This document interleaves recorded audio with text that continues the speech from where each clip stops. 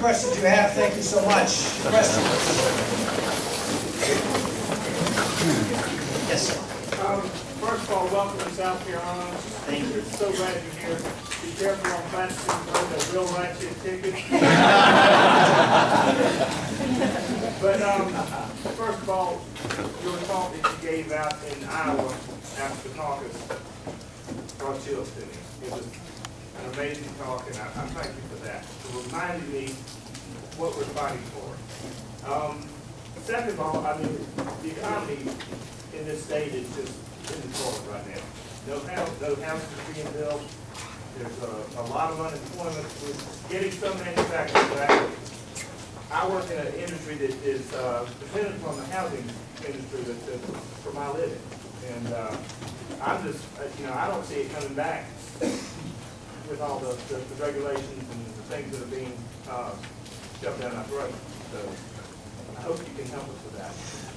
Everybody hear the question?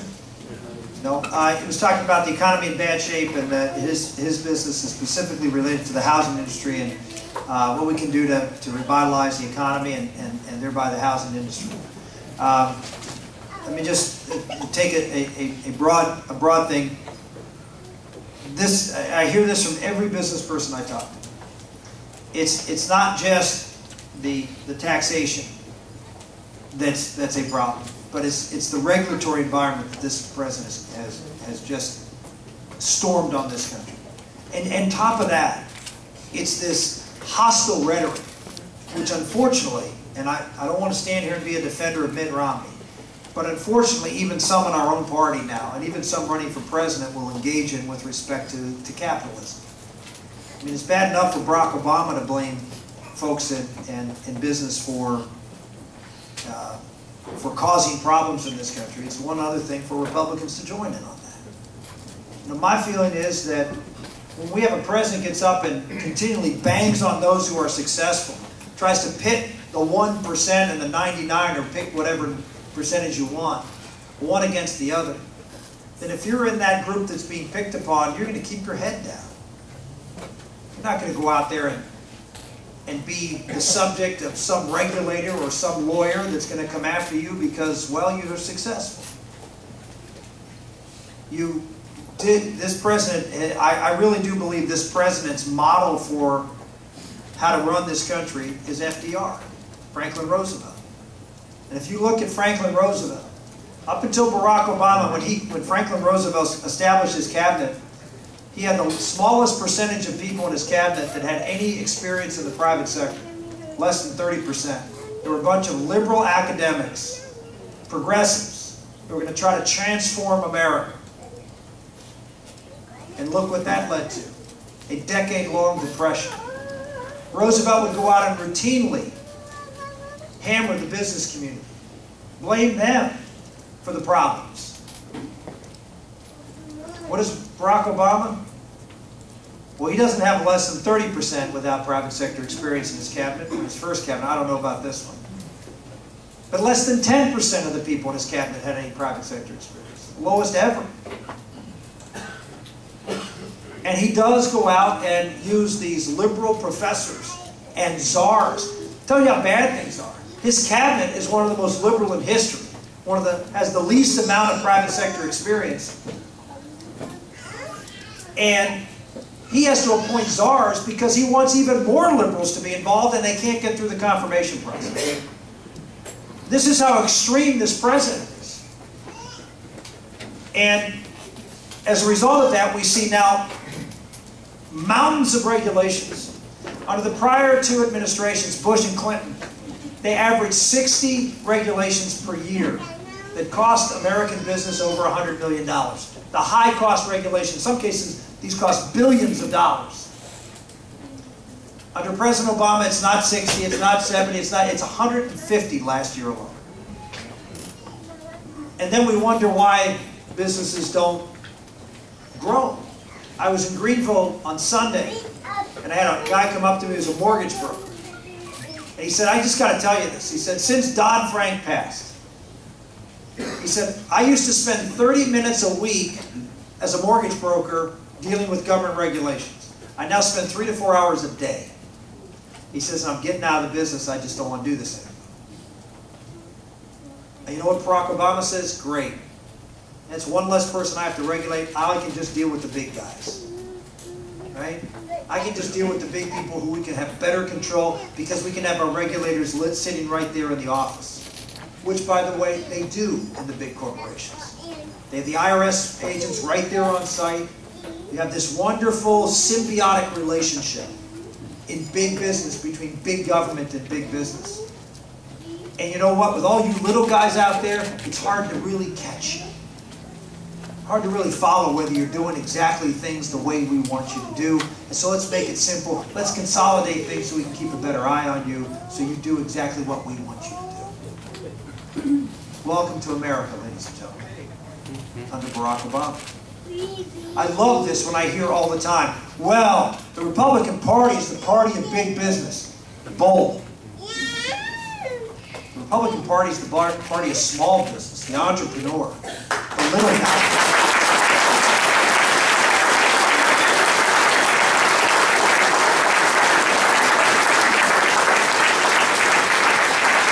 So the first thing we have to do is change the attitude and change the regulatory environment. I pledge to cut every single regulation.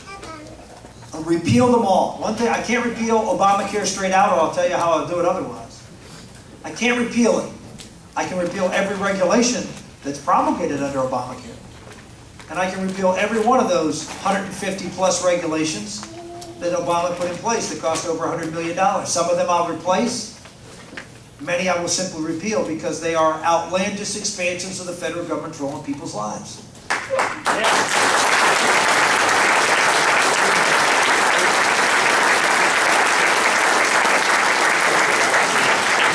And overnight, the economy will recover.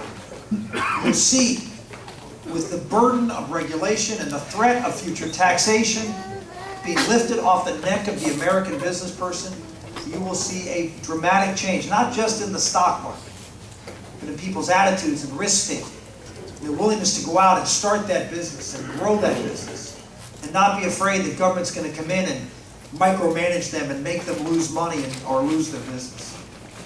We need to cut taxes and make them simple. The corporate tax, here again on business, very complex. You have big corporations pay almost no taxes. Why? Because we've got this tax code that if you jump through all these different hoops, there's all sorts of incentives for you to avoid taxation. Right? If you do what the government tells you to do, buy green this or employ this person, or there's all sorts of things there that the government wants you to do and help you run your business by giving you incentive to do things the way the government wants you to do them. Right? That's why GE pays nothing and the local business here pays, 30% or 35%. Well, we're going to change that. We're going to take the corporate rate from 35%, cut it in half, and simplify it to be basically a net profits tax. And so GE will pay the same amount as the person competing against GE, who's a small businessman. That's the fair way of going about it.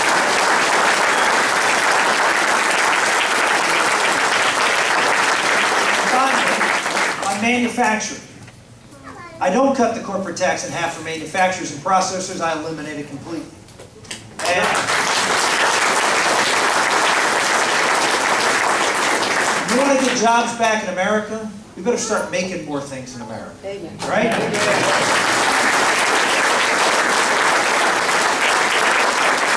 So our Made in America plan is very simple. If you make things here in America, if you process things, manufacturing things in America, you will not pay any corporate income tax. You'll pay taxes on all the other things you do with your employees. But we want you to work, we want you to make things here. We want you to take those jobs that you sent overseas. We want you to bring them back. We want you to bring them back because we can help you be profitable. If we reduce the regulatory burden, if we eliminate the corporate tax, if we allow you to take that money that you made overseas when you moved your products over there, and you bring that money back, now you pay a 35% tax. But not under our plan, because if you bring that back and invest it in plant and equipment here in the mid-state, you pay zero tax. Right?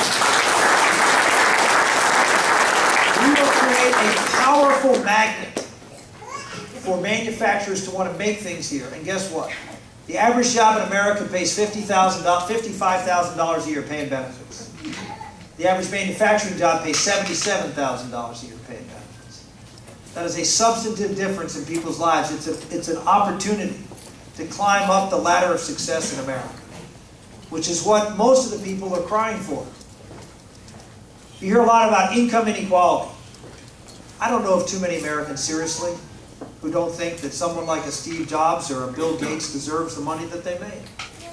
You went out and transformed the world, you transformed the economy, and you do great things, then you should be compensated for it. They just want the chance to do it themselves. They want income mobility. And that's what we have to provide for everybody, including those who don't have college education. The unemployment rate in this country for college educated is 4.3%.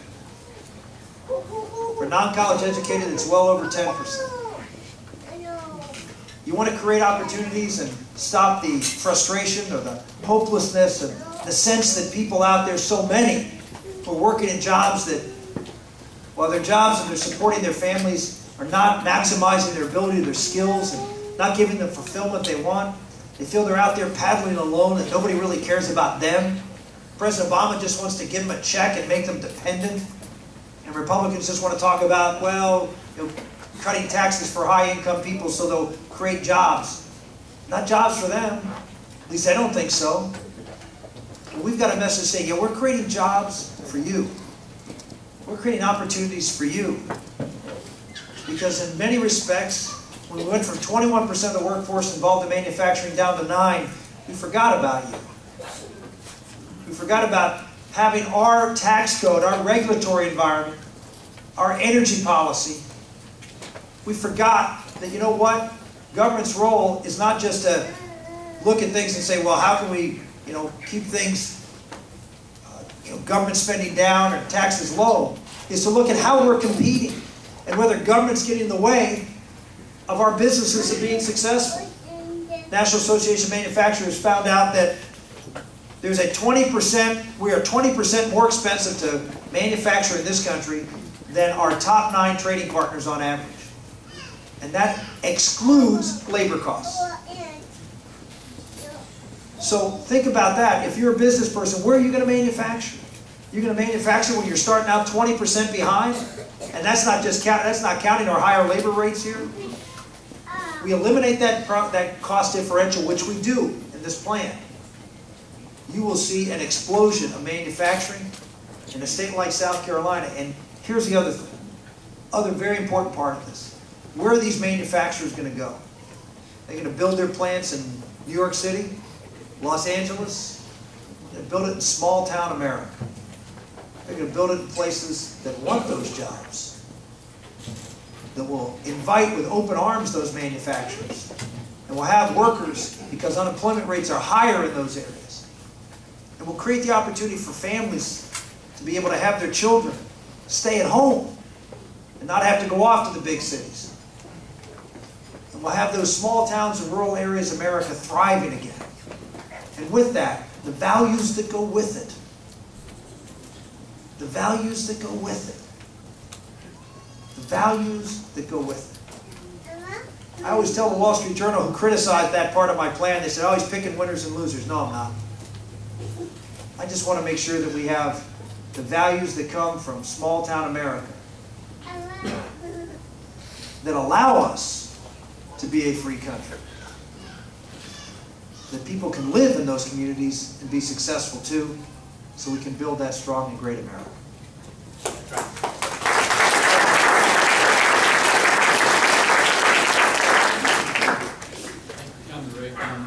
One question I have is, I believe everybody in this room feels this way.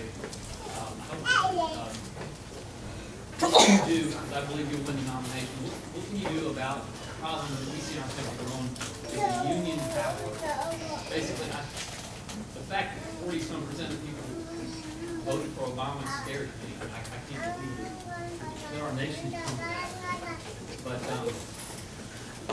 when you get the platform, when you do, and I believe you win the nomination, I believe you win the presidency, when you educate from that platform people in our nation that to understand what the unions are doing.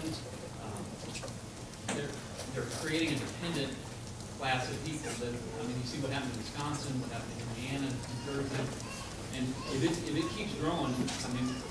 Well, first off, the union movement isn't growing in any, except for one place in this country, and that's government. I mean, private sector unions have been and continue to be on the decline. And that's one of the reasons you saw Governor Walker, Governor Kasich, and others stand up and try to fight that. Now, the good thing about federal employees unions is they can't negotiate wages and benefits. It's sort of amazing that John F. Kennedy gave the right, I think it was an executive order, for public sector unions to exist. They didn't exist prior to the 1960s.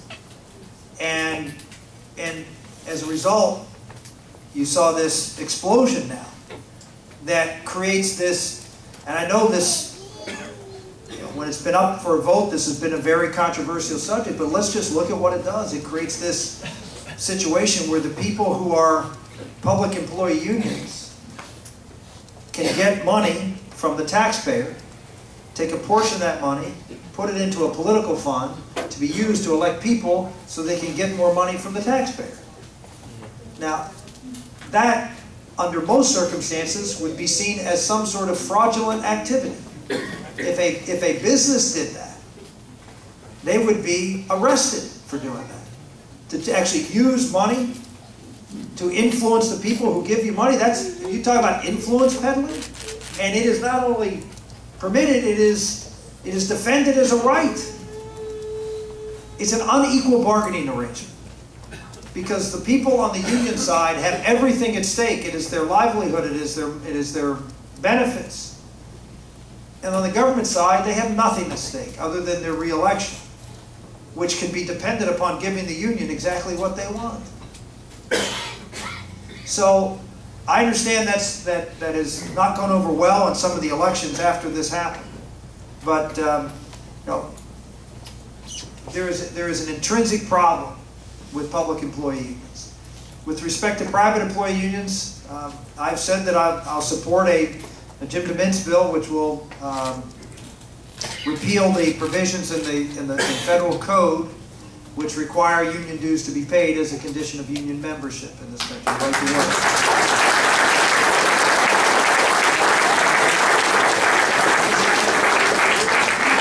Yes, sir. Concerning debt, I sit here with middle and high schoolers who are already saddled with. Concerning debt, I sit here with middle and high schoolers who are already, saturated with debt.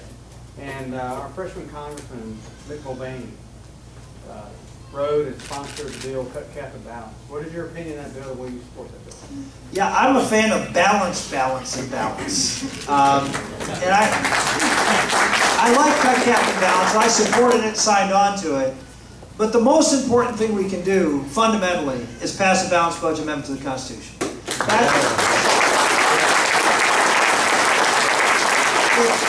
you want to guarantee freedom in this country, if you want to guarantee freedom, you will pass a constitutional amendment that limits government to a certain percent of the overall size of the economy. If we could pass a constitutional amendment that said you have to balance the budget every year, and you can't spend any more than 18% of the overall economy. Now, you can make exceptions in time of war and things like that. Obviously, you have to. But on a normal course, the Constitution requires you to limit spending. Then you guarantee freedom. What do you mean? Well, government simply can't get that big.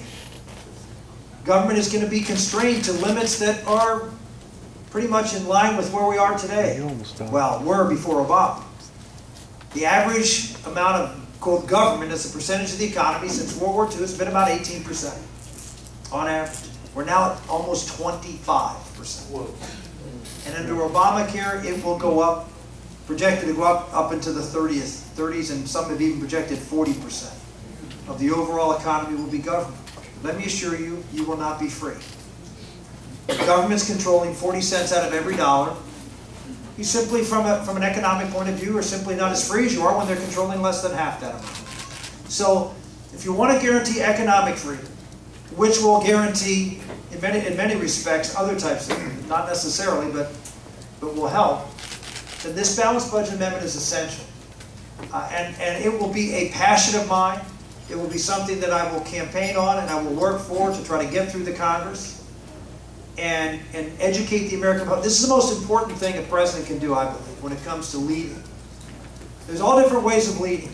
You can lead by lofty, inspiring rhetoric, firing up the people with images and the like, and get you to follow them on an emotional pitch. You can lead by, well, threatening people, like call your member of Congress or you're going to lose your Social Security check. Or you can lead by educating the American public, listening to them, informing them, and collectively trying to work together to drive it to a consensus and make a decision. One of my favorite books I read recently was a book written by David Hackett Fisher called Washington's Crossing. I recommend it to you because it gives you a real understanding of the greatness of George Washington.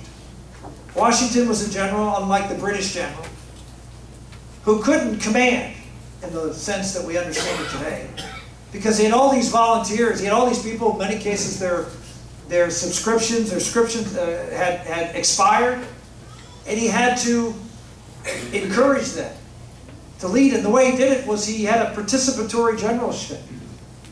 He listened to people, he took advice.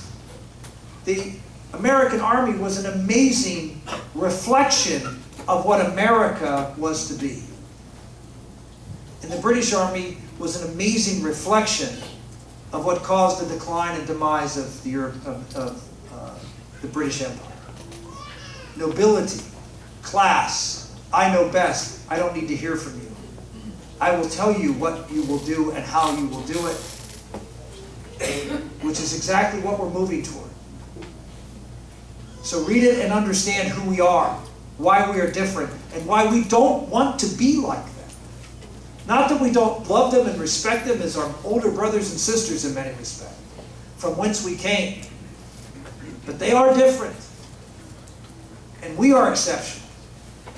And we shouldn't be shy about it. We shouldn't brag. It just happens to be the fact.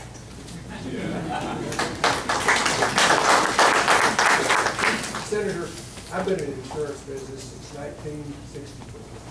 One of the things that scares me about Obamacare is this deal where the companies have to operate on 20% of revenue.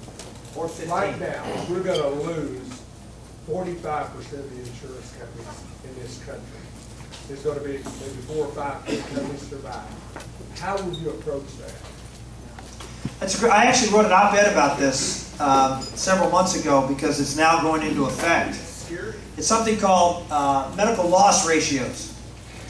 Medical loss ratio is the percentage of the premium that you have to pay out in benefits, in medical payments.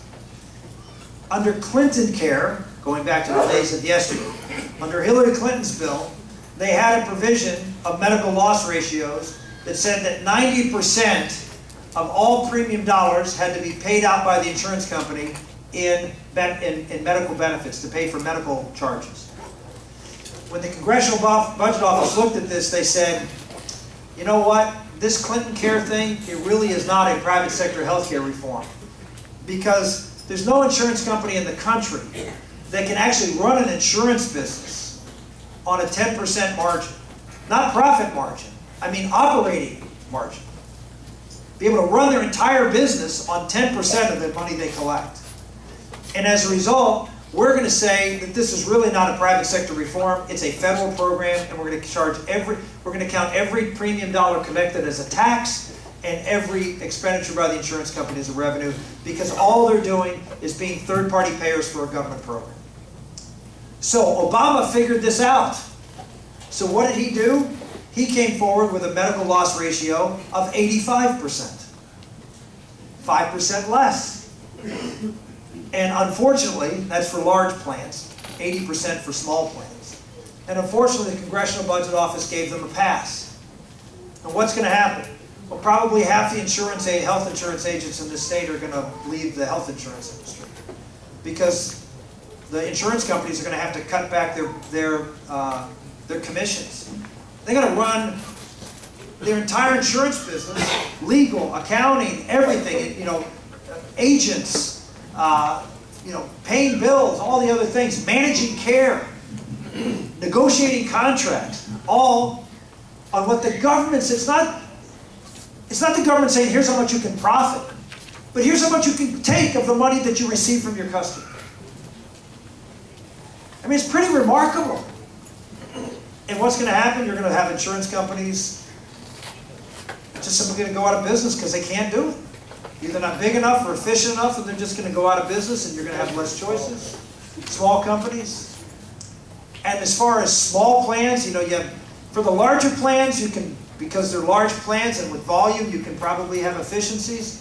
But for individual and small plans with an 80%, you're just not going to have very many plans being offered because, you know, this is another example of Barack Obama and the left knowing how to run your business better than you. Telling you not how much money you can make, but how much money you can keep to operate your business.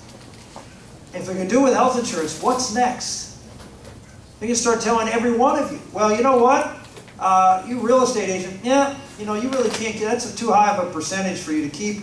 You got to give, that's not fair to the customer. We're going to start regulating insurance, real estate transactions. We're going to start regulating other insurance transactions. Because why should life insurance salesmen be able to keep such a big commission? It's not fair, right? So we're going to regulate that from the federal government. We're going to do everything. And that's what Dodd-Frank does in the financial services sector, and you will wait and see. Particularly if you're a subprime borrower, good luck. Good luck trying to get any kind of loan under Dodd-Frank. Yes, sir. One of the things that's corrupting the government is an outflow of money that are corrupting government officials. And one of the ways we try to keep drugs coming into this country is cut the drugs off at the source. What are you going to do to get money out of politics so we can talk about ideas and ideals and values instead of having money determine who gets elected? Well, if money determined who got elected, I wouldn't be standing here. Right? I spent a fraction and raised a fraction of what the other candidates running for office for president spent. I just worked harder than they did. And the idea that the reason that money is in politics is because politics is in everybody's business. And so what I take the complete opposite approach. I believe that limiting people's right to go out and affect their government is, I think these decisions by the Supreme Court are wrong on limiting funds into campaigns. I think anybody should be able to give to any candidate any amount of money they want.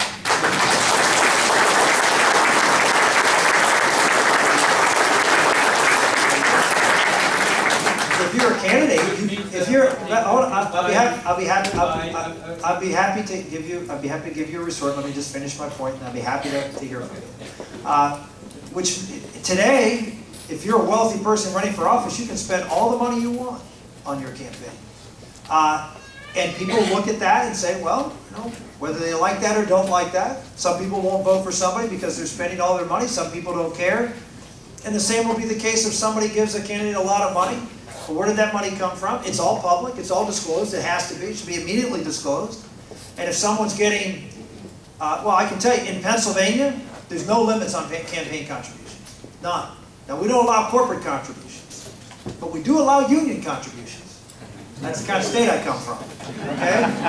And unions give millions directly in governor's races. Public employee unions give millions directly to gubernatorial candidates. Is that an issue in the campaign? You bet it is. And so the public decides whether they want someone who's got millions of dollars from the public employees. Guess what? If we had a law that didn't allow those unions to give millions to the governor directly or to the candidate, guess what those public employee unions would do? They would form a group, give the same millions. No one in Pennsylvania would know it. The governor would know it. And they would be just as, quote, bought, but the public wouldn't know it. but the person being bought would know it. You see, I love transparency. If someone's going to go out,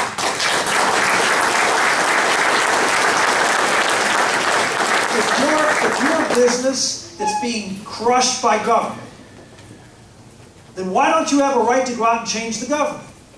Why, if you're a small businessman and that governor or that senator is helping put you out of business, why don't you have the right to go out and fund a campaign that will defeat that person? They're taking away your economic livelihood. You have a right to go out, not just to give money, but to lobby and to do other things. That's actually in the Constitution. I'm actually talking about the large corporations that buy elected officials. You and I don't have that money. Small businesses don't have that money.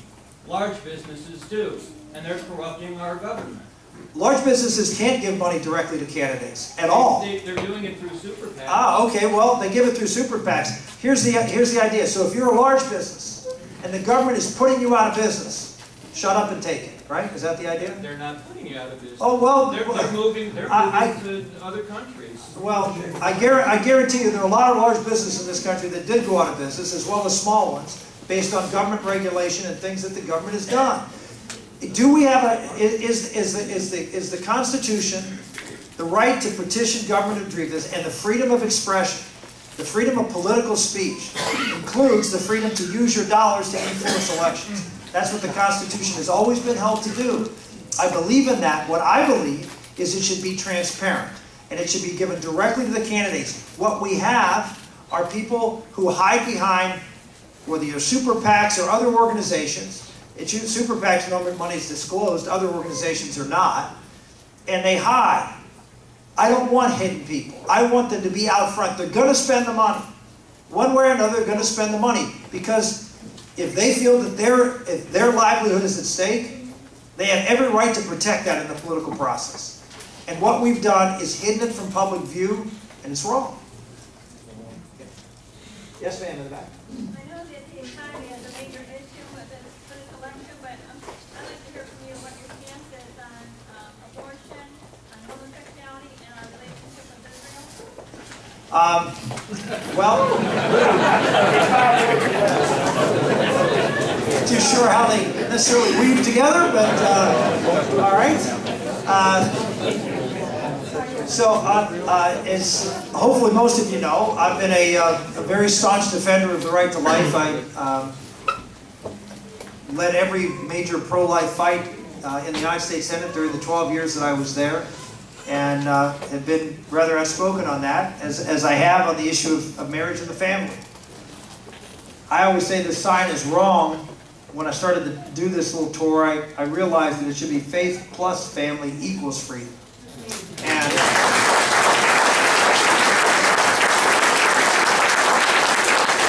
really goes back to the founding idea that families who instill faith into their children and build and create children who have good, strong moral character, then limit government and limit the need for government control and regulation and allow for freedom. So the traditional marriage, marriage existed before government existed. And the government can't redefine something that existed before it did and try to make it something else. And it's having an impact. This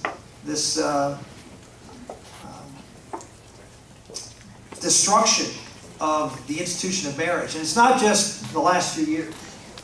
The last 40 or 50 years, Ronald Reagan said the biggest mistake he made as governor of California was signing the first no-fault divorce bill. We've made the marriage contract one of the easiest contracts to break in American history. And we're suffering the consequences for it on a variety of different levels. I don't know if you saw just a couple of weeks ago, they came out with a statistic. 30 years ago, 71% of people in this country over the age of 18 were married. It's now 51%. Chuck Colson told me, you may remember him, he was convicted in the Watergate break-ins and cover-up, and went to jail and started a program called Prison Fellowship. And Chuck told me when he left prison, there were 250,000 people in prison in America. There's now 2.5 million people in prison in America. I would hearken to say that the two statistics I just gave you have some correlation. When there are less married people, there are less moms and dads, particularly dads. He told me that 70 to 80% of the people in prison grew up without a father figure in their home. It's not a guaranteed ticket to prison, but it creates a vulnerability. Children need moms and dads. And when we say in a society that it's okay to have less than that we have laws that say that we're not going to fight for that, then we give children something less than their birthright, which is their mother and their father. So I've been outspoken on marriage, I've been outspoken on life. It's interesting because all the other candidates in this race, by and large, some a little different, have the same position I do on marriage and on life. But I'm always told I'm the extreme candidate.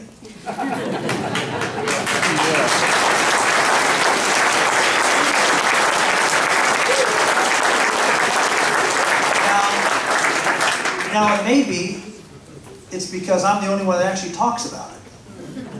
And maybe get the impression that I actually mean it. Now whether they do or not, I'll leave that up to you. But on Israel, I have a long and strong bond and history with the state of Israel. I believe it is an essential ally for us in the Middle East. And I have authored several pieces of legislation, both from the standpoint of the Pentagon and working on weapon systems together, or other types of military cooperation agreements with Israel, as well as foreign policy legislation. One bill dealing with Syria that I passed, another dealing with Iran. I get a kick out. One of the hit ads out to me on the robocalls is that Rick Santorum bragged about working with Barbara Boxer on legislation. I did, on the Iran and Syria bill. Anybody disagree with that? My feeling was that if I could get one of the most liberal senators in the United States Senate to join me on these two bills, they'd probably pass. And they did. So one of the things you got to realize is that when you're working in a very tough environment, is don't let the fact that you disagree with someone on one issue get in the way with agreeing with them and working with them on another. And